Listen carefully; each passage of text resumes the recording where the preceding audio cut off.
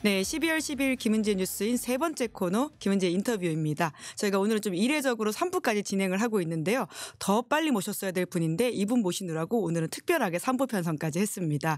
아마 12.3 쿠데타 그날의 계엄의 현장을 기억하신다면 이분의 모습 떠올리시는 분들 많을 텐데요. 계엄군의 총부리를 붙잡으면서 부끄럽지 않냐라고 일가를 했던 안기령 민주당 대변인 모셨습니다. 대변인님 안녕하세요. 네, 안녕하세요. 네, 진짜 안녕하냐라는 인사가 너무 소중하고 애틋하게 느껴지는 요즘이에요. 그렇죠. 사실 안녕하지 않은 하루하루가 이어지고 있어서. 네. 네. 그리고 오늘도 이렇게 집회가 저녁에 있다 보니까 저희가 네. 부득이하게 오후 3시에 녹화를 하고 있다라는 말씀을 네. 좀 드리고 있는데요. 배려해 주셔서 감사합니다. 아닙니다. 시간 내주셔서 네. 감사드리고요. 정말 많은 외신과 인터뷰를 하셨더라고요. 네. 보니까 이탈리아 언론까지도 네. 대변인님한테 연락을 했던데 네. 쏟아지는 관심 그리고 주요 질문 이런 것들은 뭐죠? 일단 가장 많이 받는 질문은 그 12월 3일 당시의 상황, 기억하는 상황과 또 질문을 받으면서 저도 나라가 정말 많이 걱정이 됐던 게 대한민국이 다시 독재 시절로 회귀할 것 같으냐. 그리고 세계가 대한민국을 그런 우려를 가지고 보고 있는데 세계 시민들을 좀 안심시켜주기 위해서 어떤 말을 해줄 수 있느냐 등의 질문들을 하시더라고요. 예. 그래서 우리 국제사회에서 우리나라가 정말 그런 지금 우려 속에 지경까지. 있구나. 네. 그래서 좀 서글펐어요. 네, 네. 지금도 약간 그때 생각이 나서 그러신지 살짝 울컥하시는 느낌이 나는데. 네. 근데 많은 우려들을 가지고 계시더라고요. 그러니까 사실 대한민국은 시민들의 힘으로 민주화를 이룩한 자랑스러운 역사가 있는 나라인데 어떻게 이렇게 한순간에 망가질 수 있지? 그리고 언제든 다시 독재 시절로 돌아갈 수도 있는 나라겠구나 하는 인상을 이번에 심어주게 된 것 같아서 또 이걸 회복하려면 굉장히 많은 시간이 걸릴 거잖아요. 그래서 굉장히 저도 좀 참담하다고 해야 될까? 예. 네. 괜찮으십니까? 이제 보통 지금 국민의힘에서는 탄핵 트라우마 이야기하지만 많은 시민들이 겪고 있는 건 계엄 트라우마이잖아요. 그렇죠. 가장 앞에서 사실 총부리를 잡고 이야기하셨던 게 트라우마로 남아 계시지 않을까라는 걱정도 드는데요. 국민의힘은 탄핵 트라우마 운운하면 안 되죠. 그건 아직까지도 본인들의 정치적 유불리, 계산기 두들기고 있다는 이야기잖아요. 국민들이 겪은 계엄 트라우마, 내란 트라우마, 공포 트라우마는 어떻게 할 겁니까? 저는 정말 아직도 이해가 안 되고 조금 전에도 권성동 원내대표가 선출이 됐고 이렇게 이야기를 했더라고요. 아직까지 국민의힘의 당론은 탄핵 부결이다. 이걸 바꾸려면 다시 의원총회를 열어서 의원 3분의 2 이상의 동의를 얻어야 된다. 아직까지도 저는 정신 못 차리고 있다고 생각합니다. 윤석열 대통령의 담화를 봤는데도요. 그렇죠. 사실 오늘 아침 담화는 정말 좀 끔찍하다라는 생각이 들 정도인데 그래도 12월 3일로 좀 다시 돌아가서 왜냐하면 대통령이 오늘 담화도 12월 3일 현장에 대한 어떤 묘사 그리고 현실 인식 사실관계를 다 왜곡하고 있는 내용들이 참 많다라는 생각이 들던데 그날 근데 어떻게 그렇게 빨리 거길 뛰어가셨어요?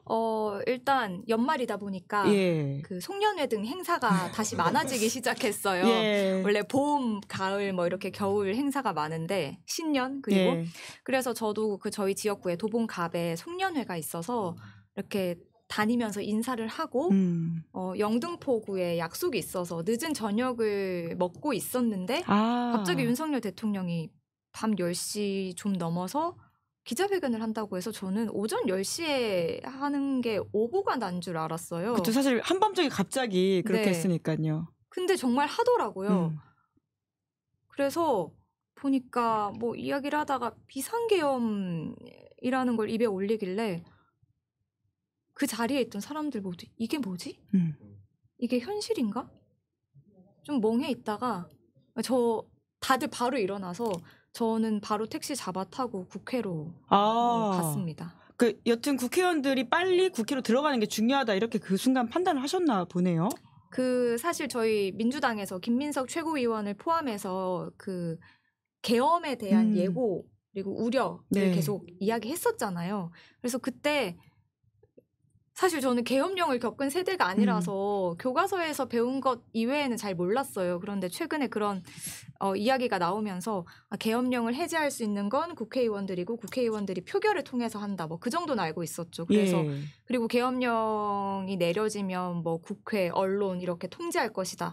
라는 건 알고 있어서 일단 국회로 가야겠다라고 생각을 했고 또 당직자이기 때문에 바로 네, 갔습니다. 근데 문 들어갈 때는 괜찮으셨나요? 아니요. 오늘 윤석열 대통령이 담화에서 뭐 출입을 막았냐 이런 식으로 강변했는데 못 들어갔어요. 처음에. 경찰들이 막았죠. 네, 예. 저는 심지어 그 국회 정문도 아니고 그 연문으로요? 네, 아니요. 연문이라기보다는 다른 출입구.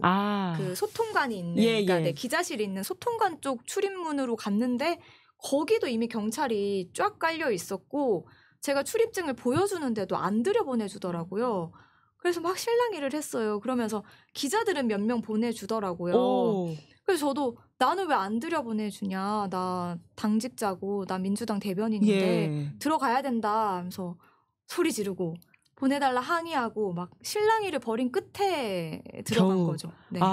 사실 그날 담을 넘은 사람들이 많고 우원식 의장이 담 넘은 사진은 굉장히 상징적이지 않습니까? 근데 대통령이 막은 적이 없다 이렇게 이야기하는 것도 사실관계에 맞지 않다라는 생각이 들던데요. 그리고 나서는 바로 본회의장으로 뛰어가신 건가요? 네, 본회의장이 국회 본청에 있죠. 그래서 근데 제가 이미 도착할 때 막 헬기 소리가 들리고 그랬어요. 그래서 국회 본회의장이 있는 국회 본청 앞으로 가니까 이미 계엄군이 도착해 있었고요.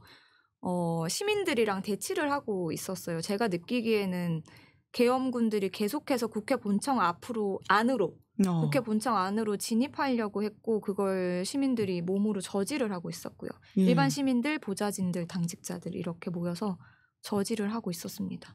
아무리 그래도 총부리를 잡는 건 쉬운 일이 아니셨을 것 같은데요. 네, 잡으려고 잡았던 건 아니고 그때 이제 계엄군들을 사람들이 이렇게 몸으로 저지하고 있었어요.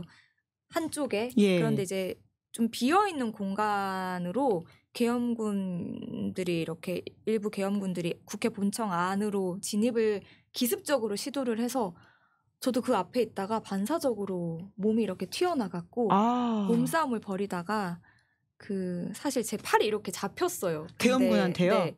근데 사실 그쪽은 고도의 훈련을 받은 군인들이죠. 근데 팔이 잡혔는데 사실 그 다음 날은 팔이 이렇게 올라가지 않을 정도로 아프더라고요. 부상을 당하신 거네요. 사실 근데 지금도 좀 욱신거리긴 해요. 아이고. 근데 이제 팔을 잡히고 몸이 안 움직이니까 저도 이걸 저항을 한다고 제 앞에 있는 걸 이렇게 뭐 밀고 당기고 하다 보니까 이제 그 앞에 총기가 있어서 그렇게 됐습니다. 근데 부끄럽지 않냐 이런 이야기를 또 하는 게 그 순간 나오신 말씀이신가 보죠? 그랬던 것 같아요. 너무 화가 났어요. 어떻게 21세기 대한민국에 이런 일이 일어날 수 있지?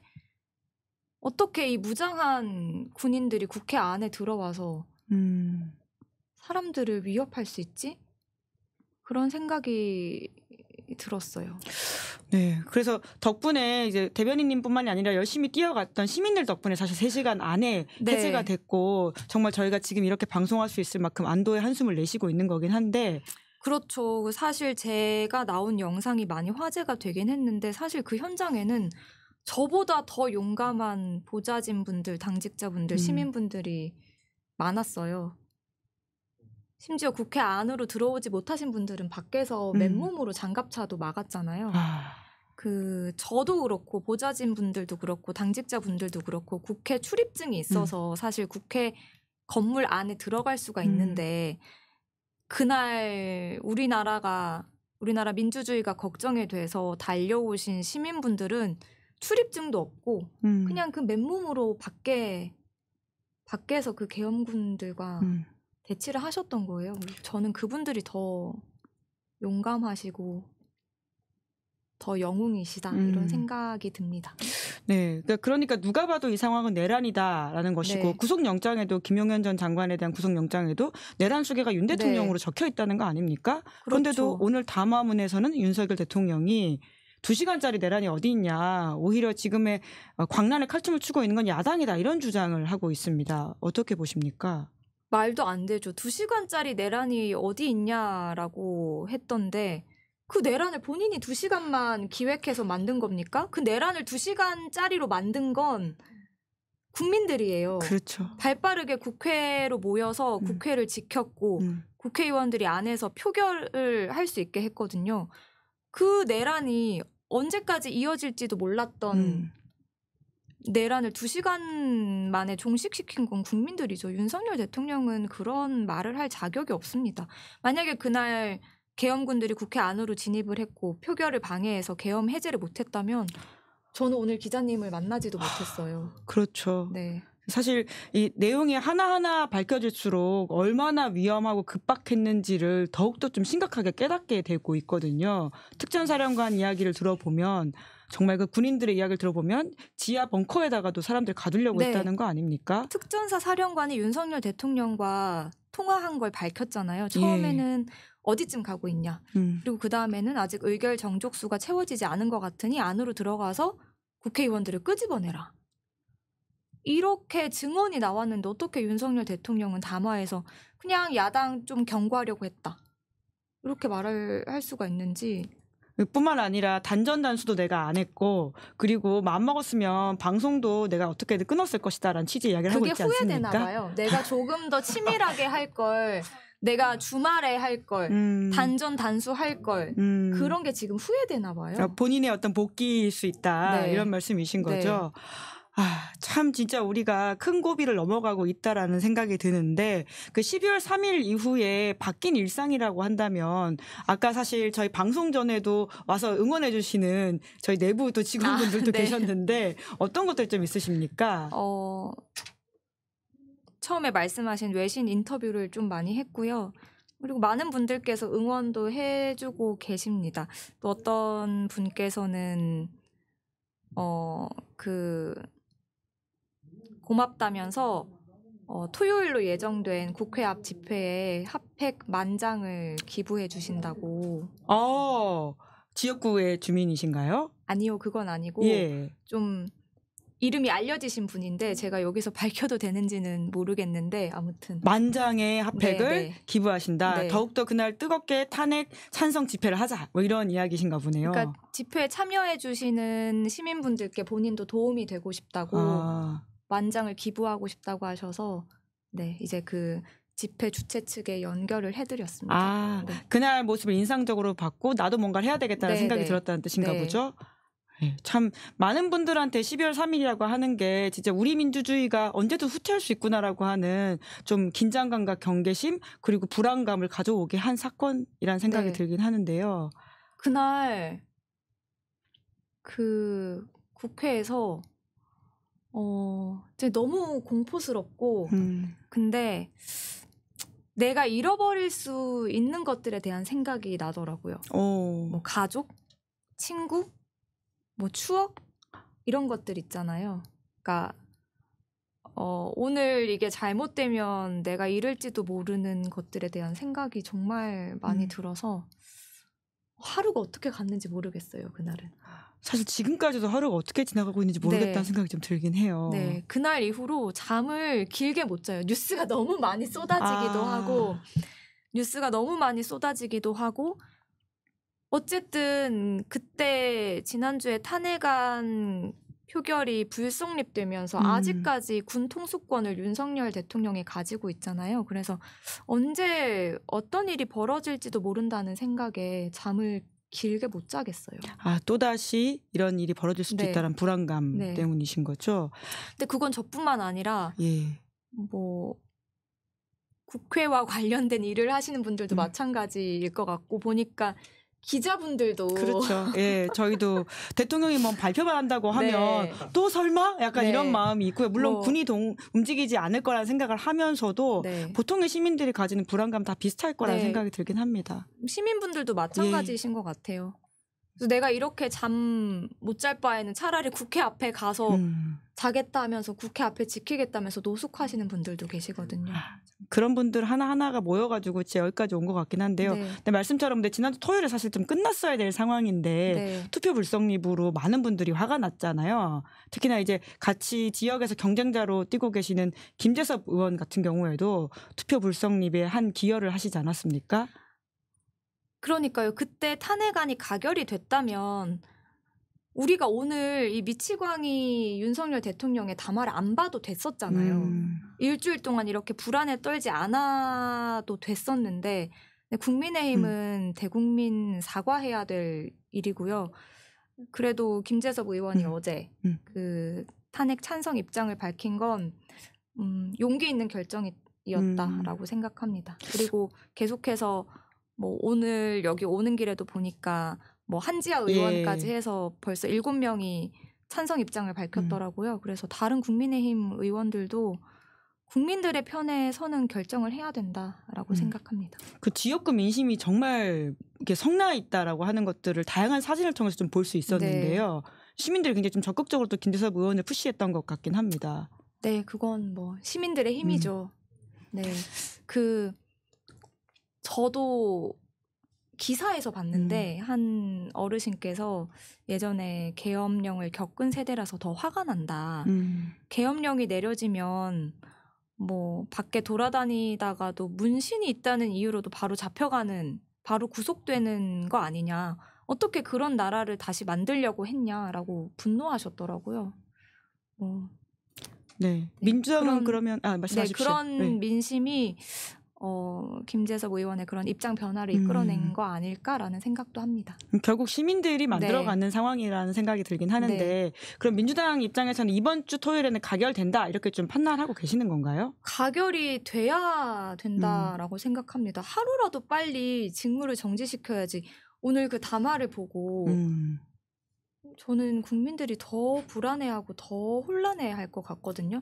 탄핵도 탄핵인데 이건 바로 체포해야 되는 일이다라고 생각합니다. 그리고 계속해서 국민의힘 의원들이 공개적으로 찬성 입장을 밝히고 있잖아요. 그리고 비공식적으로도 찬성 입장을 민주당 의원들에게 내비친 분들이 적지 않은 것으로 들었거든요. 그렇기 때문에 일단 표결에 참여하면 저는 가결될 거라고 보는데 이제 권성동 원내대표가 무슨 장난을 칠지는 좀 봐야 될 것 같습니다. 설마 지난주처럼 뭐 투표장을 떠나는 일은 벌이지 않겠죠? 그래야 될 텐데요. 네. 더욱더 아니 지난주 탄핵안 표결에는 불참하면서 또 자기네들끼리 원내대표 선거에서는 또 투표를 했어요. 참 이게 무슨 상황인가 싶은 생각이 들긴 하는데 이 상황에서 혹시 대변인이시니까 이재명 대표도 좀 자주 보시지 않으십니까? 이 대표는 좀 뭐라고 이야기를 주로 하세요? 자주 뵙지는. 그런가요? 네. 워낙 요즘 뭐 당의 비공개 회의가 많아서 지도부끼리의 비공개 회의가 많고 네, 저는 배석하지 않기 때문에 또 바깥에 다양한 분들 만나셔야 되니까. 네, 근데 얼마 전에 이제 민주당 의원들이 주로 어떤 일이 벌어질지 모르기 때문에 경내에서 대기하고 있어서 국회 안에 있는 그 구내식당을 많이 이용하시는데 거기서 또 우연히 이재명 대표님 만나서 다른 분들이랑 같이 구내식당에서 저녁을 먹었거든요. 예. 근데 굉장히 나라, 정치, 경제, 사회, 문화에 대해서 걱정이 많으셨습니다. 특히 경제. 진짜 요새 경제가 참 특히나 이제 지역구 활동하시니까 더 잘 보이실 것 같아요. 자영업자분들이 가지고 있는 고충도 그렇고요. 그렇죠. 예. 뭐 가게를 내놓은 분들도 막 하소연하시고요. 근데 가게를 내놨는데 경기가 너무 어려우니까 가게가 나가지를 않는다. 이런 말씀도 많이 하시고. 근데 이재명 대표님도 그 경제에 대한 우려를 굉장히 많이 하셨어요. 소위 말한 윤석열 리스크라고 하는 것이 외신에도 굉장히 많이 나오더라고요. 우리 경제적인 차원에서의 이제 문제점이라고 하는 것인데 그렇지 않아도 사실 대한민국은 세계 속에서 한반도 리스크가 있는 곳이다 이렇게 일컬어지는데 이제 윤석열 대통령은 거기에다가 더 큰 위기 속으로 나라를 집어넣은 거죠. 본인의 말도 안 되는 뭐라고 해야 되죠? 객기? 뭐 그런 것 때문에 자기만의 세상에 갇혀 있는 네, 아까 망상에 빠져 있는 것 같아요. 예. 오늘도 보니까 뭐 부정선거 이런 게 예. 극우 유튜브 주장을 그대로 따라가는 거잖아요. 이제 그러다 보니까 헌재로 가게 되더라도 본인이 그 이길 수 있다라고 좀 착각하고 있는 것처럼 보이는 면이 있는데요. 네. 실제로 헌재로 가게 될 경우에 윤 대통령이 저렇게 하는 수가 뭐라고 좀 보십니까? 일단 오늘 담화가 그 헌재에 갔을 때 본인 변론 내용을 예고 이렇게 예. 먼저 보여준 거라고 생각을 하는데 헌재로 가도 그렇게 길지 않은 시간에 결정이 될 것 같아요. 왜냐하면 이건 전 국민이 윤석열 대통령의 범죄 사실을 목격했잖아요. 바로.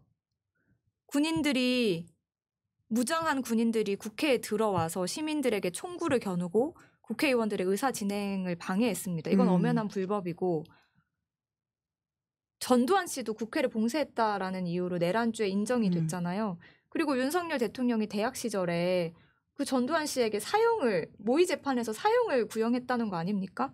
본인이 돌려받을 거라고 생각해요, 저는.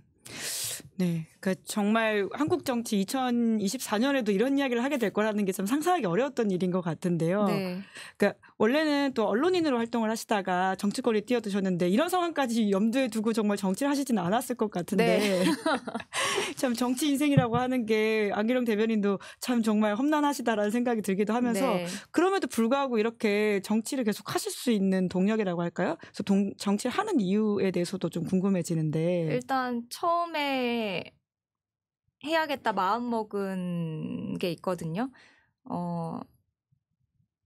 제가 YTN에서 비정규직 앵커 생활을 했는데 그걸 회사 내에서 바꿔보려고 했는데 잘 되지 않았고 그리고 그게 저 개인만의 문제가 아니라 주변 동료 그리고 사회의 문제라고 생각을 해서 그걸 좀 개선해 봐야겠다. 정치의 힘을 빌려야겠다라고 뛰어든 거기 때문에 어쨌든 해야겠다.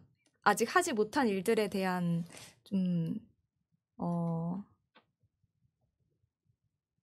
뭐라고 표현해야 좋을까요? 아직 바꾸지 못했다, 하지 못했다라는 거에 열망? 대한 마음? 열망, 그런 것들이 좀 남아 있고 그래서 처음에는 뭐 언론, 노동 이런 분야에 관심이 많았고 그런 부분에서 좀 집중적으로 활동을 해보고 싶다 생각했는데 최근에 이런 사태를 겪으면서 아까 기자님도 말씀하셨지만 우리나라에서 민주화가 아직 완성이 된 게 아니구나. 그리고 이 민주주의는 잘못했다가는 과거로 돌아갈 수도 있겠구나. 그리고 이 민주주의는 끝까지 그리고 항상 언제나 늘 시민들이 지켜야 하는 거구나라는 걸 몸소 느끼게 된 거예요. 그래서 좀 그런 기본적인 민주주의에 대한 고민도 더 해봐야겠다. 성찰하고 지켜야겠다. 뭐 그런 생각도 하고 있습니다. 저희 토요일에 많은 분들이 나가실 것 같은데요. 네. 그분들한테 한 말씀 해주시면서 좀 마무리하면 어떨까요? 정말 감사드립니다. 시민들의 힘으로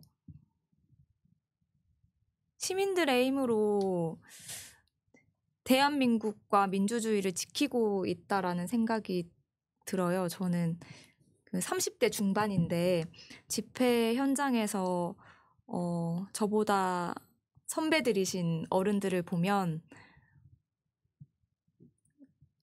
그분들의 힘으로 그분들의 희생으로 저희 세대가 태어날 때부터 자유 등의 민주주의를 당연한 듯이 누리고 살았다라는 생각을 많이 하거든요. 그래서 좀 빚졌다라는 생각을 하고 그리고 요즘 저보다 어린 10대, 20대 친구들도 집회에 많이 나오는데 그 친구들을 보면 좀 안타까워요. 10년 전에 세월호 참사를 겪고 또래들을 많이 잃었던 또래 친구들을 많이 잃었던 세대인데 그걸 극복하기도 전에 코로나19 사태로 학교도 제대로 다니지 못하고 좀